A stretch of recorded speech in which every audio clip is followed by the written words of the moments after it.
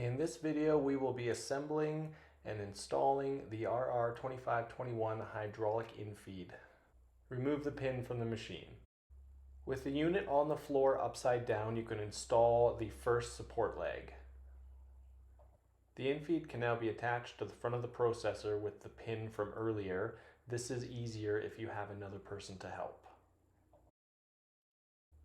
Now the secondary support leg will be installed from the infeed down to the drawbar.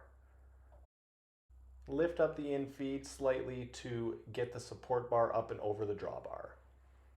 You can wind the idler pulley up with the supplied bolt to add tension to the chain.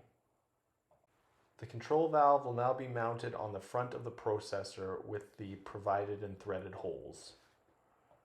Locate the two hoses with the two quick connect ends, install them onto the hydraulic motor, and they will simply clip into the control valve we installed earlier. Keep in mind you can reverse the hoses at the control valve to make the infeed operate the opposite direction. Locate the short hose from the kit and install it onto the right side of the control valve. Locate the hose at the rear of the pump, remove that hose, and install it on the left side of the control valve. Find the end of the short hose we installed earlier and bring that over to the open port on the rear of the pump. Install the hose there, check all the hoses, make sure they're tight.